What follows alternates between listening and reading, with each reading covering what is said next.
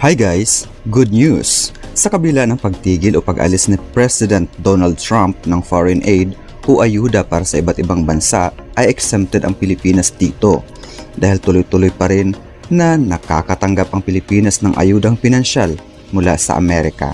Samantala, ang France naman ay patuloy din ang suporta nito sa Pilipinas dahil sumali ito sa military drill sa South China Sea.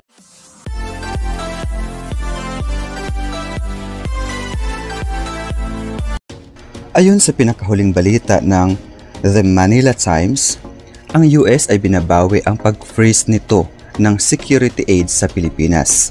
Ibig sabihin, tuloy-tuloy pa rin na makakatanggap ang Pilipinas ng pinansyal na ayuda mula sa Amerika sa kabila ng pag-freeze ng Amerika sa mga pinansyal na ayuda para sa iba't ibang bansa.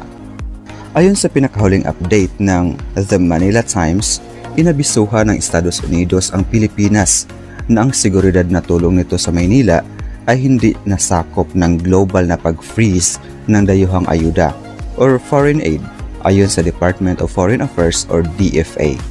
Kinumpirma ng DFA ang ulat ng administrasyon ni Trump ay naglabas ng $5.3 billion na foreign aid na dating na-freeze. Ang Pilipinas ay naabisuhan tungkol sa waiver na ibinigay sa isang bahagi ng US Foreign Military Financing para sa Pilipinas. Ayon kay DFA spokesperson Maria Teresa Daza, gayunpaman, hindi niya tinutukoy kung ang halaga ay $336 million gaya ng inuulat ng Reuters. Sa isang text message, sinabi ni Daza na ang Washington at Maynila ay nanatiling tapat sa kasunduang alyansa at sa mga pagsisikap na higit pang patatagin ang ating kooperasyong pangdepensa at interoperability. Patuloy naming ipapaabot sa gobyerno ng US ang kahalagahan ng aming bilateral na ugnayan upang suportahan ang aming mga magkasanib na layunin at prioridad, dagdag pa niya. Noong Hulyo 2024, malugod na tinanggap ni dating Senate President Juan Miguel Zubiri ang $500 million na tulong militar na ipinangako ng US sa Pilipinas. Inanunsyo ang tulong noong pagbisita ni na dating US Secretary of State Antony Blinken at US Defense Secretary Lloyd Austin sa Pilipinas. Ayon kay Zubiri, ang tulong militar ay magbibigay ng malaking pagpapalakas sa kakayahan ng bansa sa pagtatanggol sa teritoryo nito at pagpapanatili ng kapayapaan sa rehiyon ng Indo-Pasipiko. Samantala sa kabilang banda, ang barkong pandigma ng Pransya ay sumali sa ehersisyong militar ng Philippine Navy sa South China Sea.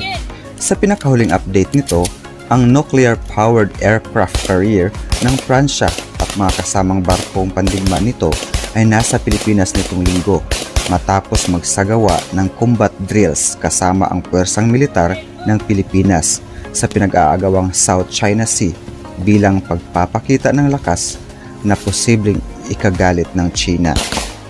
Dumaong ang Charles de Gaulle noong Biyernes sa Subic Bay para sa isang pahinga matapos ang mahigit 2 buwang deployment sa Indo-Pasipiko. Lumahok ang French carriers sa mga security allies para sa contingency readiness at upang isulong ang seguridad sa rehiyon, kabilang ang pakikilahok sa puwersang pandagat ng Pilipinas, mga barko ng hukbong dagat at mga fighter jet. Nagsasagawa sila ng anti-submarine warfare, drills at aerial combat training noong Biyernes sa South China Sea ayon sa opisyal na Pilipinas at Pransya. Noong nakaraang taon, nagpadala ang French Navy ng isang frigate upang unang beses na lumahok sa joint sail kasama ang US at Pilipinas sa pinag-aagawang karagatan.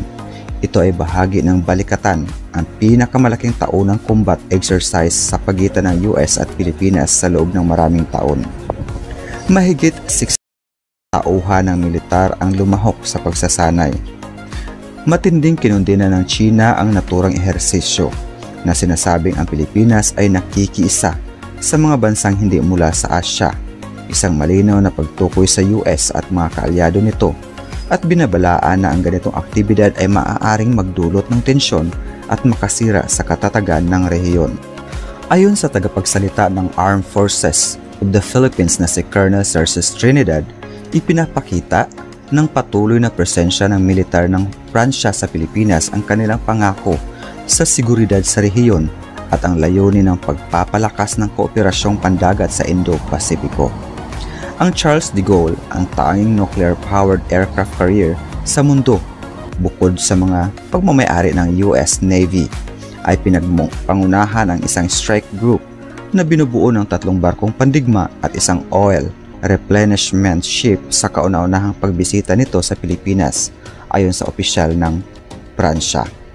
Pinapalakas ng Pransya ang ugnayang militar nito sa Pilipinas at iba pang bansa sa Timog Silangang Asya na may alitan sa China sa South China Sea, isang mahalagang ruta ng pandaigdigang kalakalan at seguridad. Gayunpaman, iginiit ng Pransya na ang kanilang mga hakbang ay hindi nakatuon laban sa anumang partikular na bansa.